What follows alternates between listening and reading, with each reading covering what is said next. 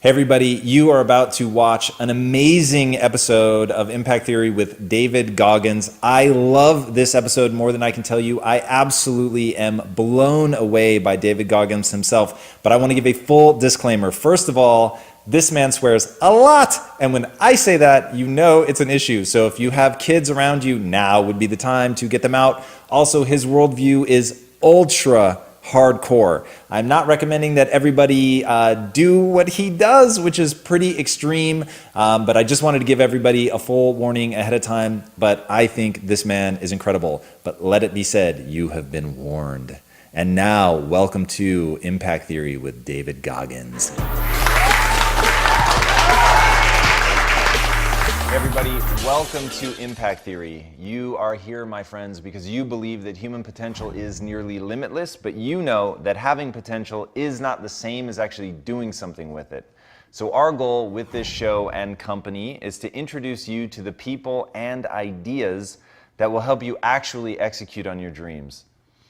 All right. Today's guest is widely considered to be the toughest man on the planet and one of the greatest endurance athletes of all time. But if you're tempted to dismiss him as the product of amazing genetics, great parenting, or even performance-enhancing drugs, think again. He grew up in an abusive household, spent his high school years as one of only a small number of black kids in a tiny Indiana town roughly 20 miles from where the KKK was founded. He had to endure relentless bullying, and he barely managed to graduate with a 1.6 GPA. He struggled with obesity twice in his life, weighing in at over 300 pounds, had severe allergies, sickle cell trait, and a congenital heart disease that left him with a hole in his heart the size of a poker chip. He grew up feeling soft and weak with no self-esteem, but despite all of that, one day he decided he was going to stop saying woe is me and start kicking some ass. That set him on a path to transforming himself into the hardest man alive. Did he do it? Well, he's the only member of the U.S. Armed Forces to complete SEAL training, the U.S. Army Ranger School, and the Air Force Tactical Air Controller training. He's completed the infamous Destroyer of Men, known as Hell Week, 3 times, including 2 in a single year, and one that he started and finished with multiple stress fractures and a hernia.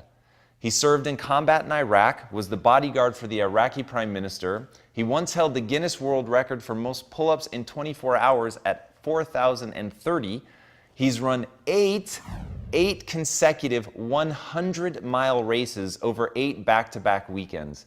He ran over 7,000 miles in a single year, and that is the equivalent of running 267 marathons. I think it is abundantly clear that this man is a self-made beast. So please, help me in welcoming the man who once ran an ultra marathon with pneumonia, the king of no excuses, David Goggins. Thank you so much for coming on. Appreciate it, man. Thank you. Thanks for having me. My pleasure, I assure you. The things that you've done are absolutely incredible, but what I find fascinating is if you just read your litany of things that you've accomplished, you do just assume, oh, you must be really gifted. You're shredded, you're in great shape. But when you see the before picture, it's pretty startling. Right. So what was that moment like looking in the mirror the day you decide, okay, wait, enough is enough? Well, it was pretty crazy for me. It took a while to get to that point where enough was enough. What happened, I came home one night from work spraying for cockroaches. And long story short, I turned on the Discovery Channel. I saw some guys going through Navy SEAL training. And they were going through Hell Week and they were getting their ass just beat. You know, in and out of the water, guys ringing the bell. They were just suffering. And I was weighing like 297 pounds. And I had to make a change in my life. You know, I was at an all-time low, and I wasn't going anywhere, and I was exactly what everybody said I was going to be, which was nothing. So I had to make a change. What was it about seeing suffering? That's really interesting, and I actually get it, but I want to hear you explain it. Why suffering was the thing that triggered that thought? Well, for me, growing up, I came from a horrible background. I got called nigger every day of my life growing up, lived in a small town.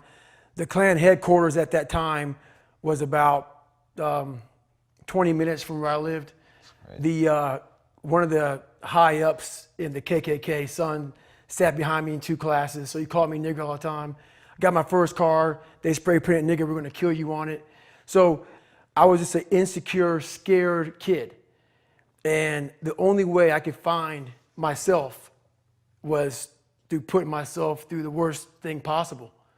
How'd you have the insight though? Like that's so counterintuitive. Like most people, that's precisely what they're trying to get away from. Right. So what was it in you at that moment? You're overweight, you've been bullied essentially your entire life up to that point. What makes you go, all right, motherfucker, like that's what I've got to do? Well, no one was helping me out. So my dad made my mom kind of irregular. So she worked 3 jobs, went to college full time, so she was never around. One time this person drew a picture of me and said, we're gonna kill you nigger on my Spanish notebook. Jesus. And I took it to my principal. And my principal said, they spelled nigger Niger. That was the best advice he can give me. So long story short, what I realized was no one was here to help me. And the feeling I had every morning, I started shaving my head when I was 16 years old. And the feeling I had every morning when I looked in the mirror was horrible. And I didn't want to feel like that anymore. And how I felt was a kid going nowhere, a kid that was scared. And most kids will accept that and look for help. But the best thing that happened to me, no one helped me. No one felt sorry for me. No one looked at me and said, like this day and age, they'll take you in and they'll tell everybody, stop picking on this person. Back then, they didn't care. The KKK marched in our 4th of July parades. They had to stay 100 yards back, but they marched in it. Wow. That's how this town was. And my mom cared about me, but my dad took our soul. And she did the best she could. I had to figure out I wasn't going to be a punk kid all my life. So the only way I could turn it around was to suffer. I had to build calluses in my brain the same way I built calluses on my hands. So I broke the Guinness Book of World Records for pull-ups a long time ago, but I failed at it twice. And I did 67,000 pull-ups in trying to break this record. So to do 4,030 pull-ups, I had to do 67,000 for training for that. Wow. And so what I realized is for me to become the man I wanted to become, I saw myself as the weakest person God ever created. But I never blamed God for anything he did to me. So I wanted to change that to be the hardest man ever created. Am I that? I don't know, but you had to have a goal. Right. And my goal when I was sitting there, not going to school, being bullied, having no self-esteem, my goal was the only person that's going to turn this person around is me. And the only way I can turn it around is put myself through the worst things possible a human being can ever endure. And that'd be the only way that I can build this brain to handle anything that comes in front of it, callousing my mind through pain and suffering. That's so powerful. It's such an amazing insight. So obviously listening to some of the stuff that you're talking about, and one thing that you say often is, it's hard to stay hard or get hard when you're living in, like you even said at one point, in a big mansion in Beverly Hills, right? So I was sitting there thinking, you're absolutely right. But what I find so interesting is how we, as a species, run from pain, we run from suffering. And one of the reasons, I've talked about this before, but one of the reasons my wife and I don't have kids is I firmly believe that you need something that is brutal, is difficult, is hardship. It knocks you off center. It makes you feel bad, because in the process of rebuilding and clawing back from that, climbing up, then you can become something. But unless you've been tested, unless you've gone through the ringer, you've got no hope. So how do you take somebody that you love and force them through that? And I think that what you've done is maybe the ultimate expression of that, which is how do you put yourself through it, right? You didn't have to do any of that. So in the end, like, what would your advice be to that 16-year-old kid who's staring in the mirror, does not like what he sees, but is still running from adversity? Well, my biggest advice to him is that, first of all, he won't like what I say to him, because I'm going to say the exact opposite of what today's world is saying. So we read a bunch of books nowadays. As humans, we want to find out how to be someone else. What we don't do is we don't go inside. So literally turn yourself inside out. Read the book that's like we're writing a book every day of our lives, but we never read that book. So what I would challenge this young man or young woman to do is you have to look inside of yourself to see what you really want. What are you passionate about? We use these words and these little phrases of only the strong survive and all this other crap. They're all just fucking words. I get so tired of hearing people just talking. Like right now, someone may think Goggins is just talking. You don't know me. So when I speak from passion. I speak from experience. I speak from suffering. I have to tell this young man or woman that the only way I believe, and this is just my experience in life, the only way you're ever going to get to the other side of this journey is you have got to suffer to grow. To grow, you must suffer. And some people will get it and some people won't.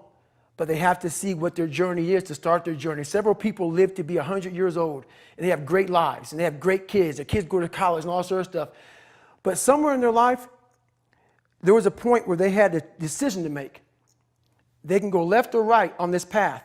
Left was the easy route. Right was the hard route. A lot of people take the easy route. And they had a good life that way, but the better life was going to the right side. And you may have 20 years of pain and suffering to get past it, but a lot of us die never truly starting our journey. And I would tell this young person, you got to start your journey. It may suck, but it will come out the other side where you're coasting. So it's really, I want to go back to what you're saying about that we write our own book, we're writing it every day, but we actually don't take the time to read it. So what do you, as you were saying that, here's what I was saying, and tell me if this is where you were going, that basically you're writing down these things that are sort of becoming your identity, about being weak, about avoiding suffering, about being soft, essentially. I mean, all the things sort of by default, they're in that camp.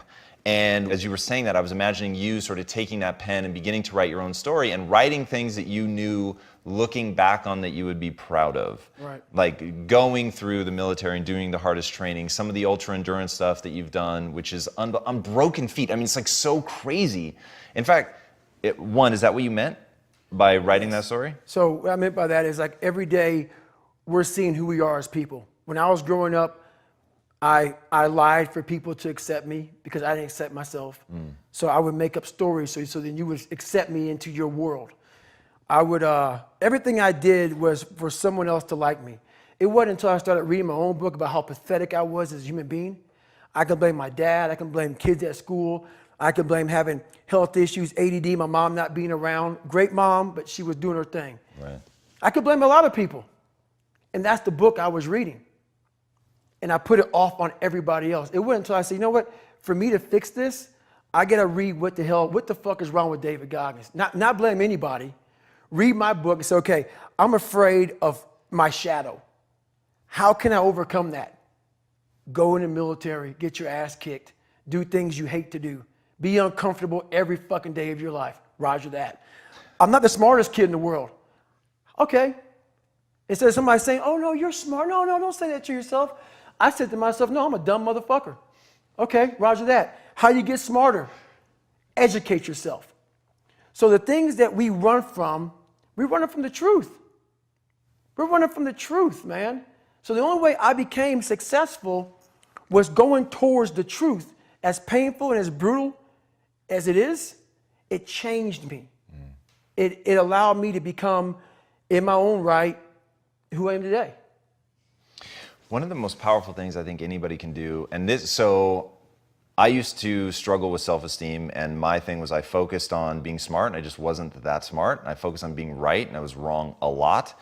And so it created this weird thing in my life where I would constantly try to put myself around people who were less and less intelligent so that I could feel good about myself. And the bad news is it's actually a really good strategy for that. Right. Being around people that were less intelligent than me really did make me feel good. Like I felt good about myself. But I literally referred to myself at the time as the king of remedial jobs because those were the only jobs that I could really shine at. Right. And it wasn't until I realized I can actually change what I build my self-esteem around. And I can start building my self-esteem around, instead of being right or being smart, being a learner and being willing to admit when I'm wrong. And so the thing that I began to build my self-esteem around was being willing and able to stare at my inadequacies. Right? What you said, like I fully understand like how this interview is going to be. I mean, you warned me ahead of time. This interview is going to be bifurcating. People are going to love it and some people are going to hate it. But dude, I so believe in the notion of looking at yourself, and if you are pathetic, owning it, right? And saying, because my thing is you can change it, right? Which you have proven in no uncertain terms. That's it. But if you don't admit it, you're never going to be on the path to changing it. Exactly. Walk us through, because this is one of those crazy stories. I can't imagine how you pulled this off. Your first ultra marathon, which you got into like really fast, and one why you did it, because I think that's incredible. The first ultra marathon wasn't smart at all. So basically what happened was I was at military free fall school with Morgan Luttrell. Marcus Luttrell, if you guys don't know, was the lone survivor, the guy. He was in a bad op went bad. He was the only Navy SEAL that lived. Long story short, you got to get the book, read Lone Survivor, great story. Morgan is Marcus Luttrell's twin brother, and I was there with Marcus. So what happened was myself and Morgan were in free fall school. At the same exact time, Marcus was in the worst incident in SEAL history. So I knew that Marcus might be dead. He wasn't dead, everybody else was dead. So I actually brought Morgan, I actually told Morgan, hey man, your brother was in a bad incident. I don't know if he's alive, I don't know what's going on. Long story short, Marcus is alive, and I go on to want to raise money for families. All these guys died, they all had kids. I want to raise money for the Special Operations Warrior Foundation. It's a foundation where 100% tuition goes to these kids to go to college, full tuition, whatever. So I found this great foundation. I'm going to raise money for it. So I said, you know what? I have to Google something that's evil, something very hard. I knew nothing about ultra marathons. I hadn't even run a marathon. I knew nothing about this world. So I Googled the top 10 hardest races in the world. And what comes up is a Badwater 135. It's a 135-mile race through Death Valley in the summertime. I thought it was a stage race. I thought it was a race where you run like 20 miles, set up camp, barbecue outside, and then go run some more the next day. So I called the race director up at the race and said, hey, Chris, his name is Chris Kosman, I want to do your race. So we had a long conversation. I was much heavier then, and I hadn't put running shoes on in over a year. How heavy are you at this point? I'm around between 240 to 270. Whoa. I'm in there. I'm in that range. My weight has varied a lot through the SEAL teams and out of the SEAL teams, so I was a heavy guy. But the long and short of it all was I hadn't put running shoes on in over a year. I was a big-time power lifter. I lifted weights heavy. That's what I did. Right. I got back home from Iraq, went straight to free fall school, and then this happened. So I called Chris Kosman up on a Wednesday.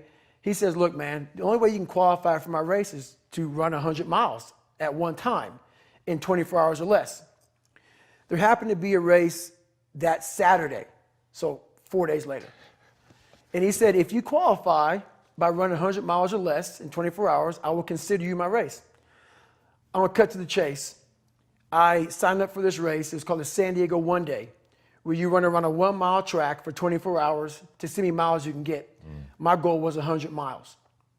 So I got to mile 70, and I cleared 70 miles in like 12, 13 hours pretty quickly.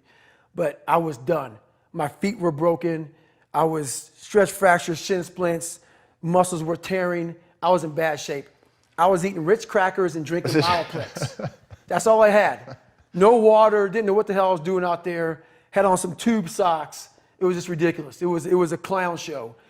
So I sat down at mile 70, and at this time I was married. And I look at my wife and I was like, I'm messed up bad. So I literally start to turn white. And when a black guy turns white, you're pretty fucked up. So here I am, I'm all fucked up in this chair. I'm at mile 70, I think I got 30 fucking miles to go. I'm jacked up. I gotta go to the bathroom, and the bathroom's like 20 feet from me. It's a porta potty. I can't get out of the fucking chair. So I'm peeing blood down my leg. Whoa. Pooping up my fucking back. And I got 30 miles to go. And I can't stand up because my blood pressure's all messed up. I've been in 3 hell weeks, Ranger school, overcome so many obstacles in my life. This last 30 miles of this race is when I realized a human being is not so human anymore. We have the ability to go in such a space if you're willing to suffer, and I mean suffer. Your brain and your body, once connected together, can do anything. And this 30 miles was the life-changing moment. I was out of it. I was in the worst pain in my entire life. I was, to me, on the brink of death. And I was able to chunk this 30 damn miles into small pieces. I was so driven, and I'm not going to say motivated because motivation's crap. Motivation comes and goes. When you're driven, whatever's in front of you will get destroyed. So I sat in this chair and I was so driven to succeed in this race. And at this time, everybody goes, were you thinking about the guys that died? And I'm not gonna lie to you, I wasn't. This became a personal thing. This became me against this race, me against the kids that called me nigger, me against me. It just became something that I took so violently personal. And I broke this thing down into small pieces. I said, okay, I gotta get nutrition. I gotta be able to stand up before I can get off this curb and get off this chair and be able to go 30 miles. So I went through all these small steps and I was able to stand up. And then from standing up, I was literally walking around with my wife at the time, and she goes, "You're not gonna make the time." She goes, "You're walking like 30-some minute miles." I got to mile 81, and the second she said that I'm not gonna make the time, I ran the last 19 miles nonstop. And I can show you right now when we get done with this. Matter of fact, I'm gonna show you right now. This was years ago, and I had to put compression tape on my ankle. And so this was years ago. I had literally the size of $50. I had to get compression tape, and I taped up my ankles, and I taped up my feet, and that's how I got through that race. Was it like a hematoma? I mean, what No, so what happened was, like my shins hurt so bad from having stress fractures that the only way I could continue on was I taped it so I wasn't doing the flexor motion that activates your shins. So I taped my ankles and my shins up, and I got that from, because in my third hell week, they weren't gonna let me go back through training anymore. Right. So I literally went through all the buds, my last SEAL training with stress fractures and shin splints. And how I did it was I would tape my ankles all the way up to my calf every morning. So for the first hour, the pain was excruciating. But what happened is my feet would go numb. And I did that every single day for 6 months. Whoa. And that's how I got through my third hell week, because I was so broken from the first two that the commander said, hey, the CEO said this is your last time we're sending you through. So that's how I got the idea to do that. So with the right, and people may listen to this and say, this guy is sadistic, he's crazy, no, if you know how I came up, you realize I was just a scared kid that found drive and passion to be something much better than what he thought he was. That's all it is. God, I'm gonna ask the question. I don't know if you have a good answer for this. I don't know if there is a good answer for this, but even I wanna know, how do you find and cultivate that drive? Like, there is a kid right now watching this, man, and they feel like you felt. They feel lost, alone, broken, stupid, lazy, like they're never going to amount to anything. And what you're talking about is the closest thing to a fucking superpower that this kid has ever heard. And right now he is on the edge of his seat. How does he like force himself to take that first step? I'm very fortunate that I grew up at a time when there was no phones and there was no social media. And I suggest, yes, I'm on social media on a very limited basis because I have a story to tell, and it's a great platform. Use it as a platform, don't use it as your life. My biggest advice to give everybody in the world is, like I say, we live in an external world. Everything is you gotta see it, touch it, it's external. If you can, for the rest of your life, live inside of yourself, stop listening to people who are calling you fat, gay, transsexual, nigger. Everything that is makes no sense. All these insecure people putting their insecurities on you, you gotta flush it out. You gotta just be whoever the hell God or whatever the hell you believe in. If you believe in nothing but yourself, I don't care what it is. You gotta take everything and throw it away. You have to believe in one thing, and that is yourself.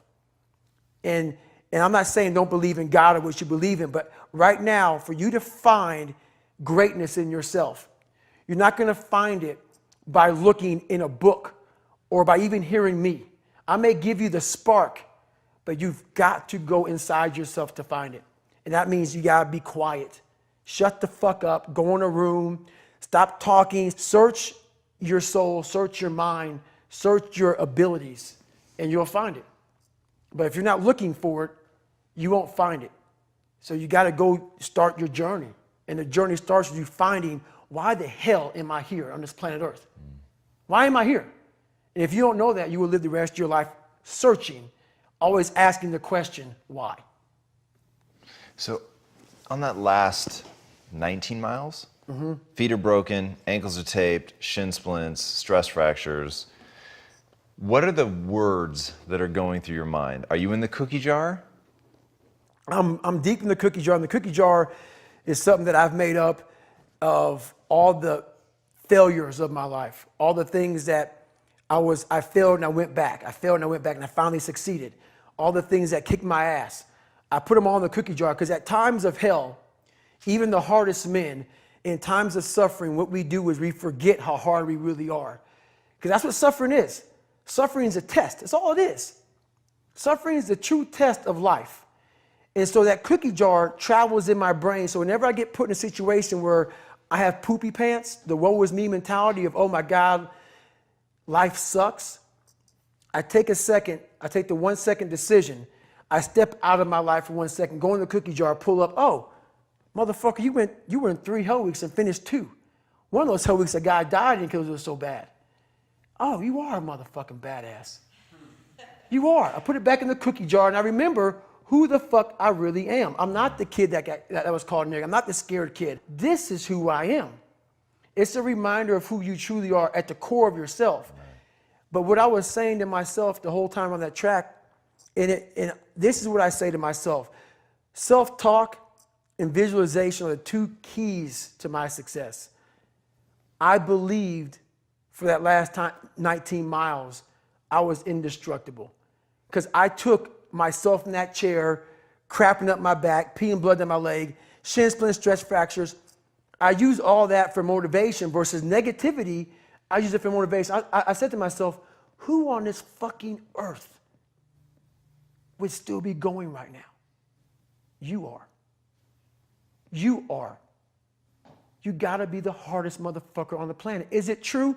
I don't give a fuck. At that time, it got me to the finish line of that fucking race. I believed it. I believe it today. I believed it enough to where my body said, he's not gonna stop. And I took all the negative things. I need to go to the hospital, this and that. And I used it all. Who the hell could even get out of that chair? You did. Who the hell would even think about taping stress fractures up? You did. All those things I used for motivation.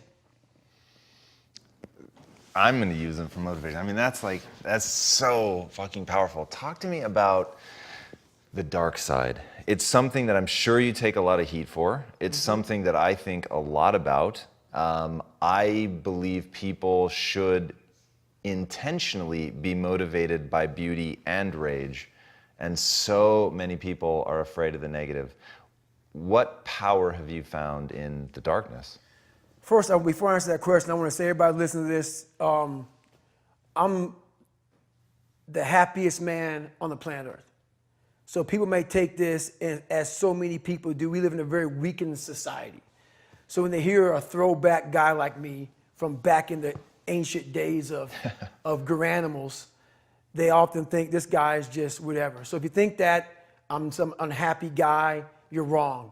Having lived the life I've lived and seeing the other side, not being afraid to attack what was in front of me, has made me happy. Say that again. And in fact, let me make sure I understood it. Getting to the point where you're not afraid to face the thing on the other side of the door that wants to attack you has made you happy. Right, right. It's really powerful. I hope people heard that. Right, that made me very happy. So basically, I just don't walk around with a daggone smile on my face all the damn time. So, Merry Christmas. But basically, what the dark side is we all have a cookie jar, and we all have a jar of fuck. That's its official name. It's a jar of fuck, man, where shit just ain't going right.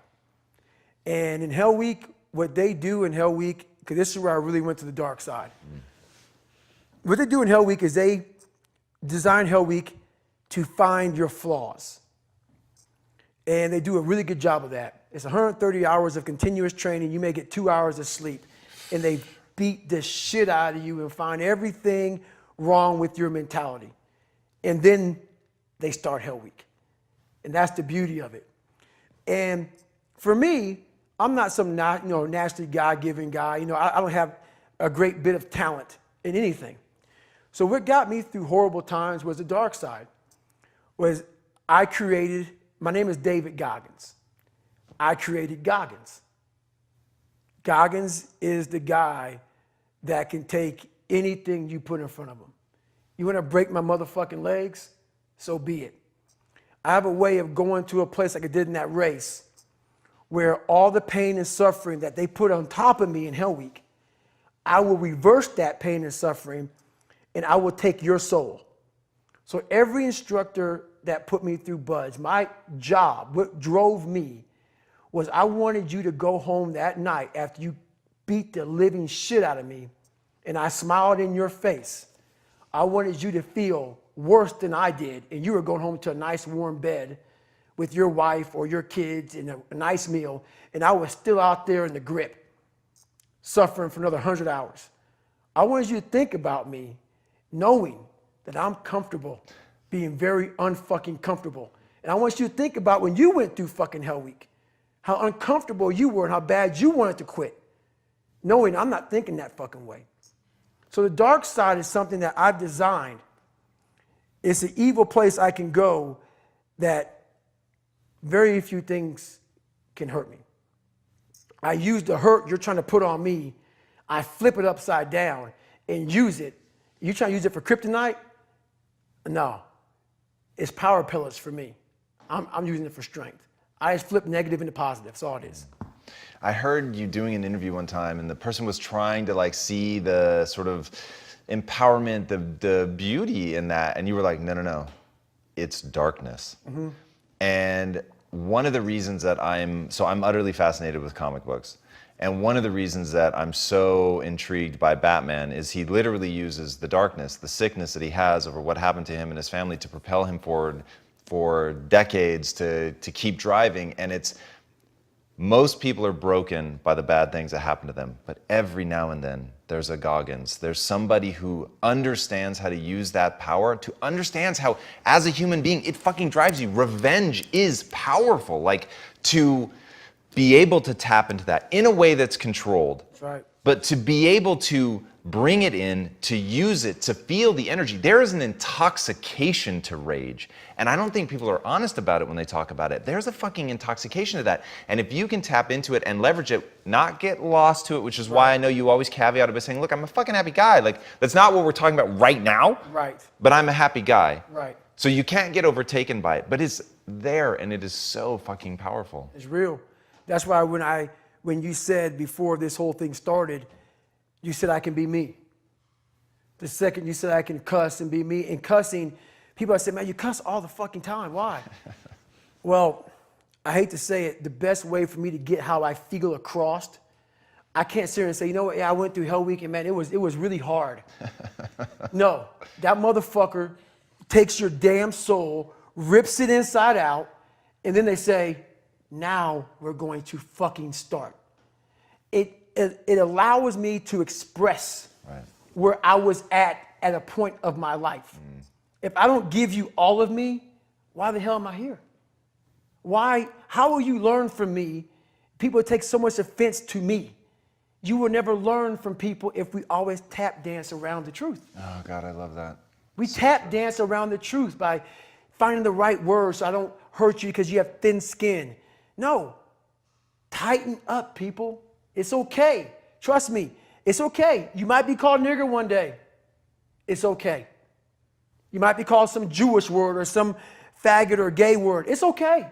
Let them call you that. What are you going to do now? They don't own your life.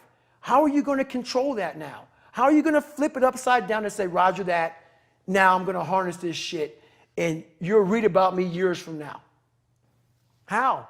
That's the question. How are you going to do that? thicken your skin, become more of a human being. Don't be afraid of the reflection in the mirror, because that's all you can be afraid of. Once you overcome the reflection in the mirror, you've done it. I love that, man. You once said that if you were growing up in this generation, that you would have a field day because you would take their souls. What did you mean by that? The younger generation quits. Not everybody. So I gotta put that. People get their butt hurt. So not everybody. Most of this generation quits the second they get talked to. You did this wrong, or they get yelled at. It's so easy to be great nowadays because everybody else is, most people are weak. This is a softened generation. So if you have any mental toughness, any ability, if you have any fraction of self-discipline, the ability to not want to do it but still do it. People have a hard thing to understand. I hate to run. And what makes me so crazy, it doesn't anymore, is people go, well, why do you run if you hate it? What are you talking about? I don't want to take showers and eat either. I hate that too. That's life, man. It wasn't until I changed that mentality that I became somebody. I hated going to school. So guess what? I was dumb as shit. That's what, 1 + 1 is 2. But if you can get through to doing things that you hate to do, on the other side is greatness. That's what people don't understand. By me running, I am callous in my mind. I'm not training for a race. I'm training for life. I'm training for the time when I get that 2 o'clock in the morning call that my mom is dead or something happens tragic in life. I don't fall apart. I'm training my mind and my body and my spirit so it's all one, so I can handle what life is going to throw at me. Because the life I've lived, it throws a whole bunch at you. And if you're not physically and mentally prepared for that, you're just going to crumble and you're good for nobody.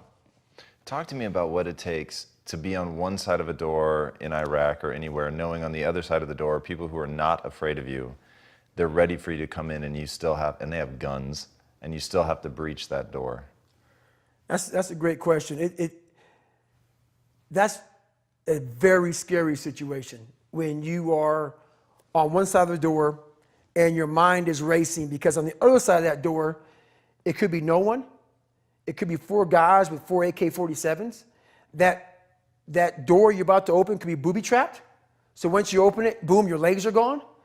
So there's 1,000 things you think about when you're the first guy, second guy, third guy, getting ready to go in a room and flood it. And that's why I talk about the warrior mentality.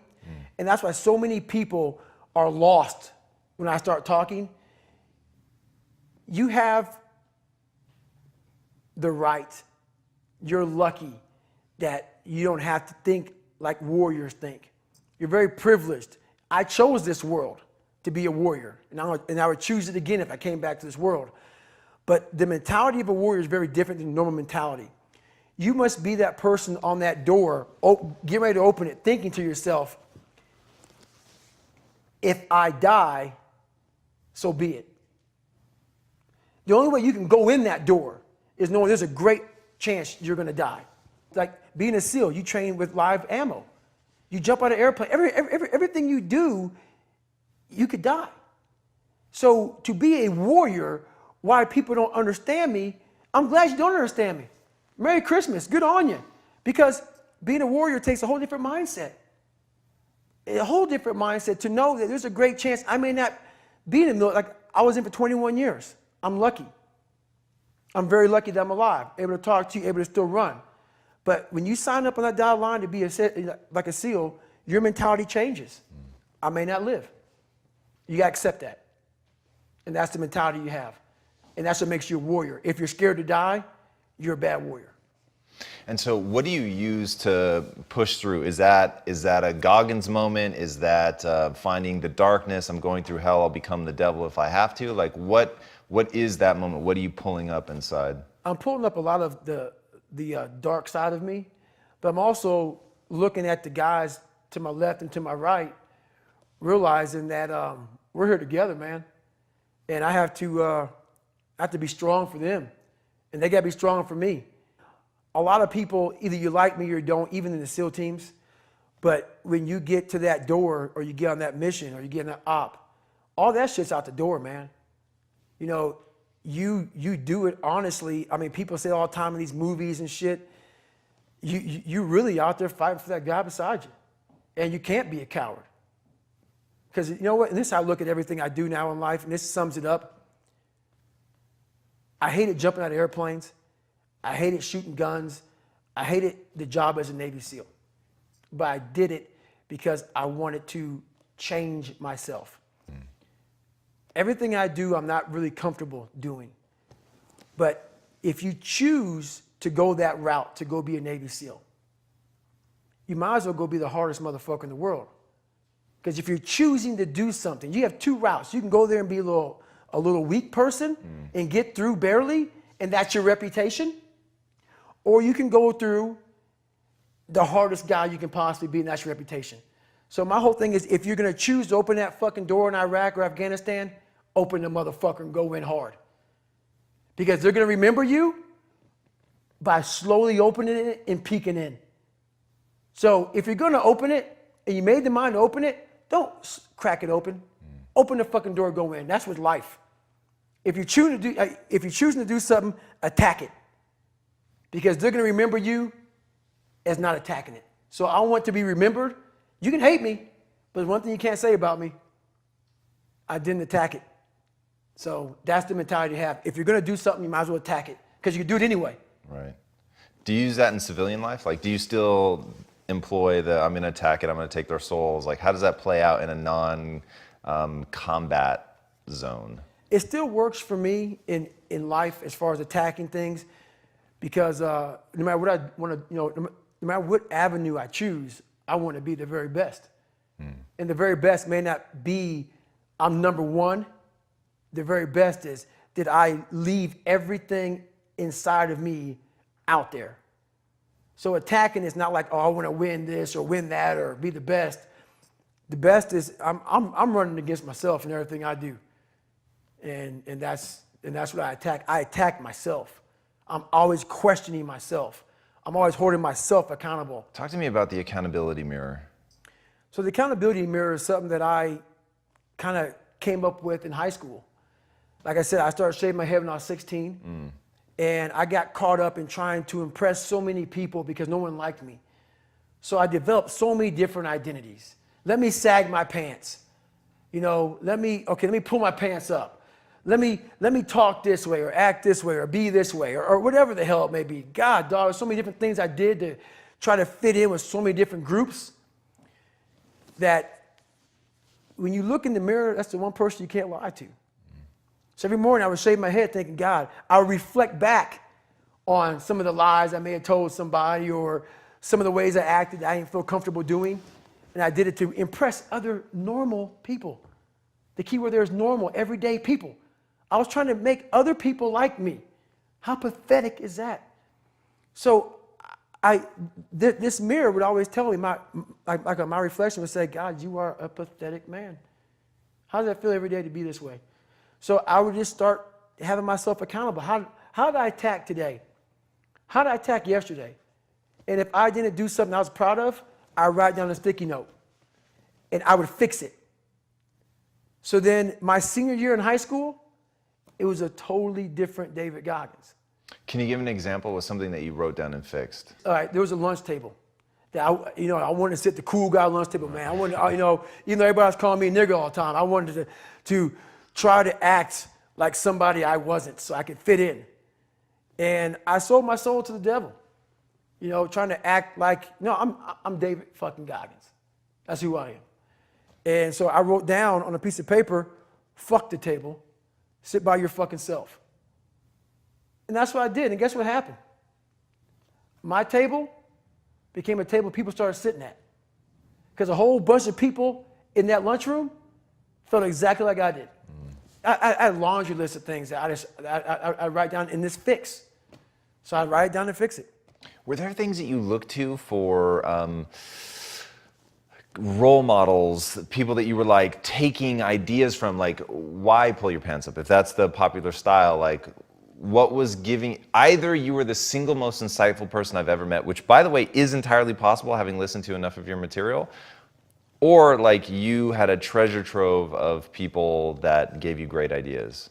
Even if they were like fictional or movie or, you know, athletes or whatever, but. It was funny, man. One movie I watched all the time was Rocky. Great choice. Rocky 1. And I related to Rocky a lot because of kind of, you know, one of the smart guy, just tried real hard.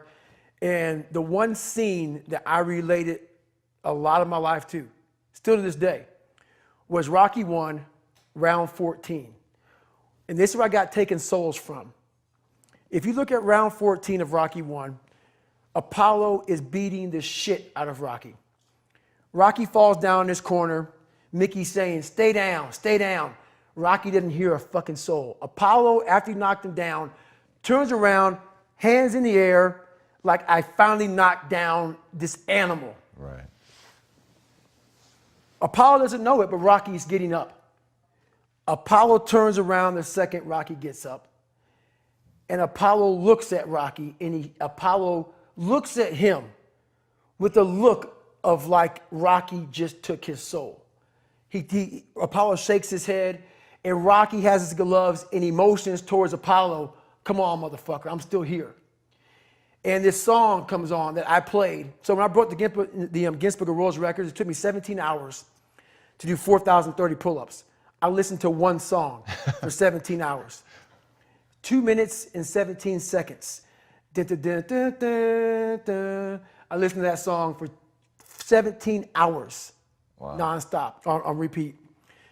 So the image in my mind of a man was not one that had earrings, sagged his pants. I had this image in my head, and I was going to fulfill that. And I didn't do any trends. I stopped trending. I stopped being this guy who whatever was new, fuck it, that's not what I believe in. I'm doing this. This is what I want to be. This is what I'm going to be. So. It's incredible. How do you experience beauty and joy in your life? What situations do you put yourself in? What makes you laugh? What's the fun stuff for you? It's funny you say that. I just retired from the military in November 2015. And I was going and going and going and going.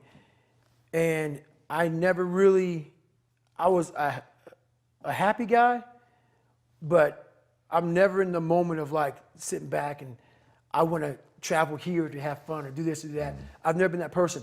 But the first time I really got a chance to experience true happiness and true peace was so what I did to myself to become who I am today, it takes a great toll on your body. So I believe God gave me time to rest, and he took me out of commission. Not even the mind of Goggins could get me back up. So I had about a good 6-7 months where I was out. And when I was out, I had time to reflect on all I had accomplished. And that was the first time in my life where I sat back and said, wow. Because only I may be telling you some of the story, I know the exact truth of how brutal my life was and how I shouldn't be on this show today, and how the mind and how beautiful it is. So what brings me joy and happiness is knowing how beautiful the mind is.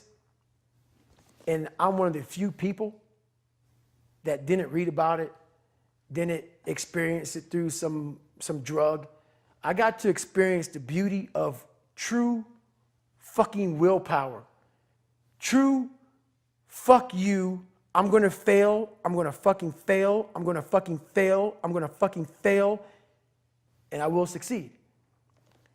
Just me talking about that gives me a feeling I know what I did. And I don't need to travel somewhere or to have this or have that. I have it all here in my mind. The beauty is remembering this young, dumb, what people call nigger, is now where I'm at today. And that is, when you finally get to that point for me, it's forever lasting peace. I don't have to do anything. I could die right now on this show, and I'll be a happy man. So that's my happiness, is my reflection on the suffering of my journey, knowing I never quit, nor was I guided by anybody on this earth. I was guided by something much more powerful, and I listened. And I chose the path of most resistance. Talent not required. I love that. You've said that you lived the life of a monk. What does that mean? What does that look like? Why do you do that? So I stretch out every day for at least 2 hours. I don't drink. I don't go out. My regimen is I wake up, have oatmeal, run, come back, hit the weights. I'm a big sports guy. I don't leave the house if at all, but do stuff like this. And I stretch out at nighttime. I find people that I trust, which is a very small group of people who are honest and true to me, people who will die for me, and I'll die for them, which is a fucking small. Sure. And everybody else, man, do you. And I stay to myself.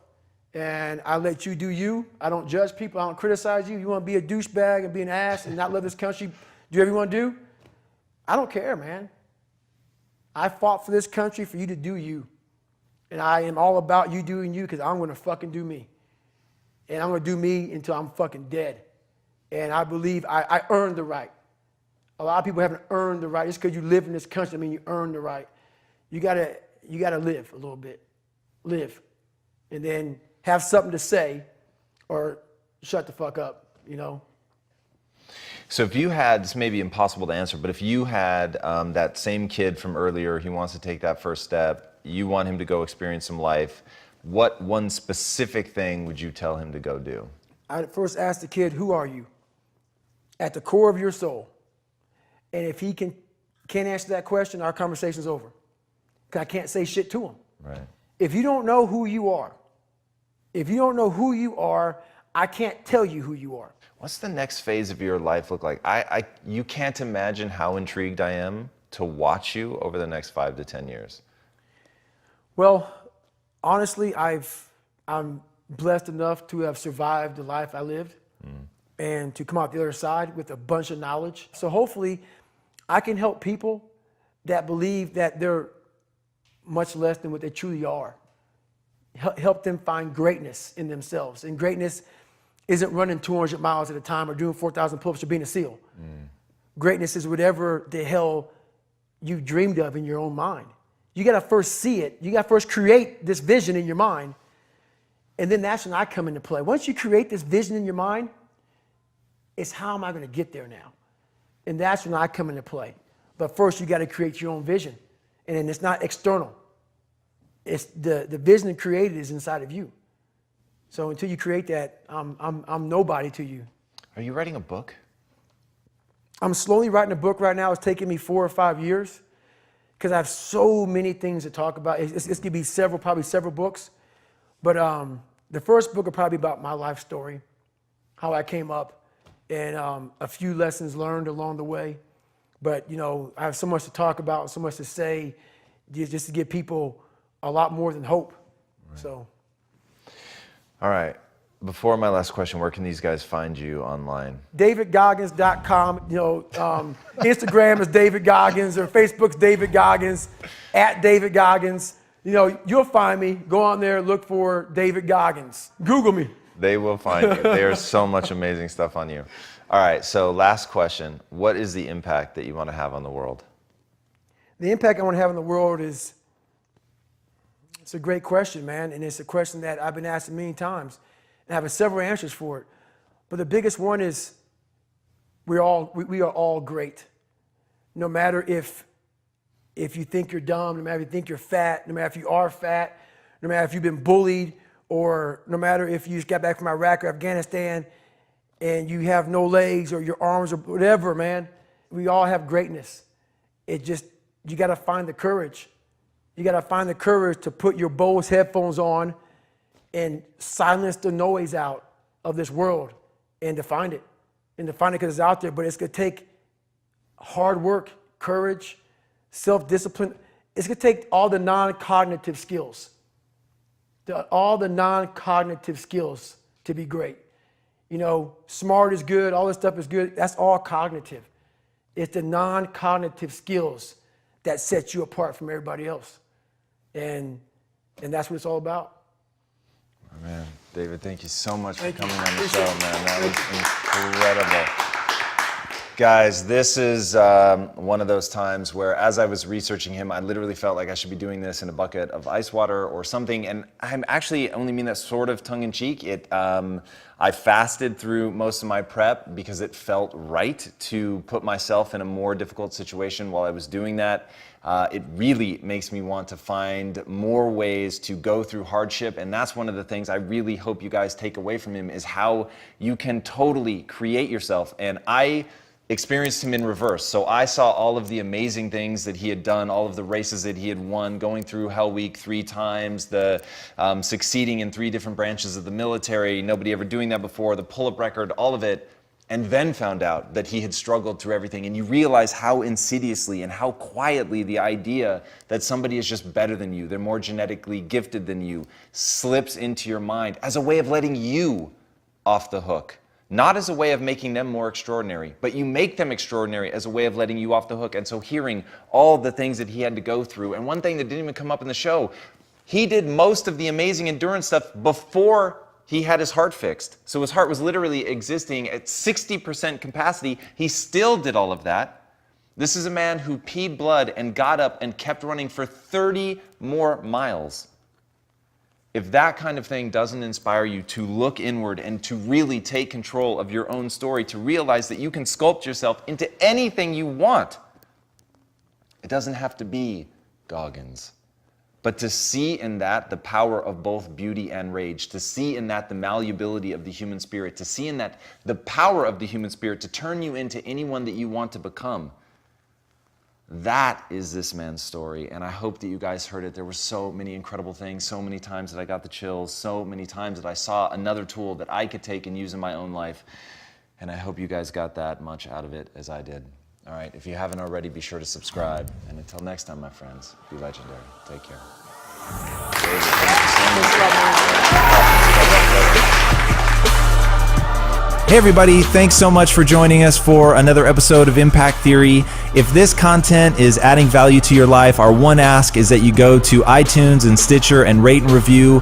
Not only does that help us build this community, which at the end of the day is all we care about, but it also helps us get even more amazing guests on here to share their knowledge with all of us. Thank you guys so much for being a part of this community. And until next time, be legendary, my friends.